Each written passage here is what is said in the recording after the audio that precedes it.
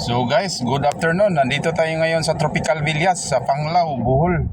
Panglao Tropical Villas sa Daurong, Panglao, Bohol guys. So karon natay pick upon diri nga mga guest nato gahapon nga atong gi-drop diri sa ato silang pick upon kay napa-pick up na.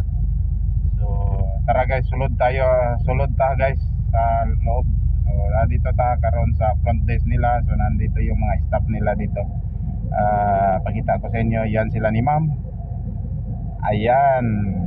So ayan, di ba? So napaka cute ang ilang mga staff dito. So nasa front desk na assign.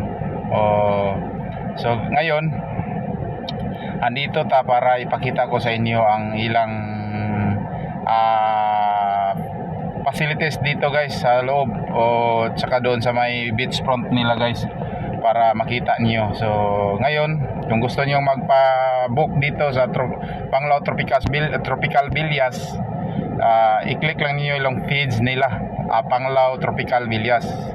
So ngayon guys, tara pupunta tayo doon sa loob, papunta doon sa beach. So yan. So pasok tayo doon sa sa may beach area. Ayan, pakita ko sa inyo guys. So talaga ang picture dito sa loob ng beach front nila guys. So ito po yung mga bila-bila type nila guys. Ayan. So kita ninyo. So yan po. Yan po ang ilang beach front dito guys. So nakikita niyo guys dito sa harap guys, nandito lahat ang pang tour ng mga bangka para sa island hopping doon sa Balikasag Island at saka sa Virgin Island. So mag dolphin watching kayo kung pupunta kayo doon sa Pamilakan, ayan, Sikihor. Yan dyan po. Yan po nakikita niyo, napakaraming bangka para sa tourist at transport sea tour. So yan, di ba?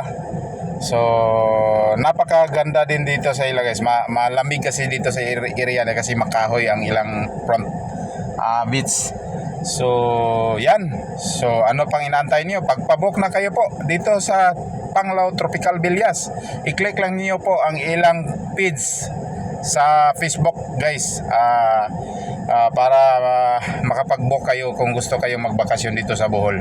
So sa Daurong lang po ito, Daurong, Panglao, Bohol, ang area nila.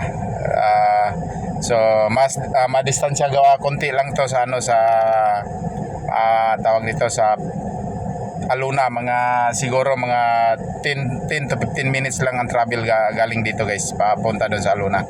So malapit lang. So yan. So pakita ko sa inyo. So balik tayo doon sa loob. Pakita ko sa inyo ang ilang munting swimming pool.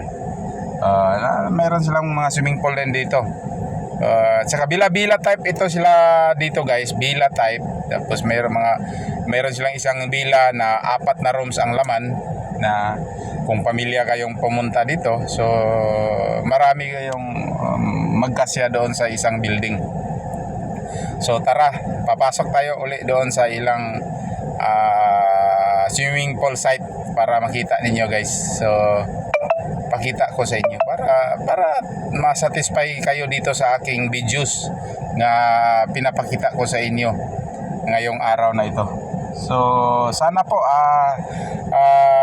suportahan ninyo, i-share to ninyo guys para makita sa ubang mga traveler gusto nilang magpunta dito sa Bohol magbakasyon guys. So mura lang dito.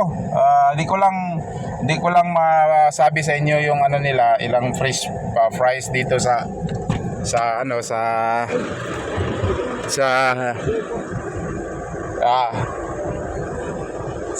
niya guys, tawag dito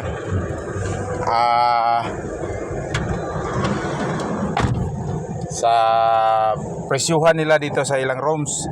So mga bila, so sana po suportahan ninyo ito at i-share ninyo guys sa ibang mga traveler or sa mga tao na gustong magbakasyon dito sa Bohol. So yan po ang ilang munting swimming pool area dito guys sa loob.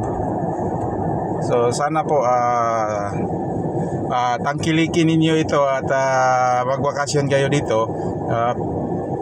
Pabok kayo para na rin para makamura kayo sa presyo o makatipid kayo dito sa pagbabakasyon nyo sa Bohol. So yan, at maraming salamat at sana panoorin niyo ito at suportaan niyo po. So ito po yung ating guest na pipick upin dito guys. So sila po nag-reunion po ito mga pamilya na ito, mga pamilya Budlong. So thank you. O, sana suportahan niyo.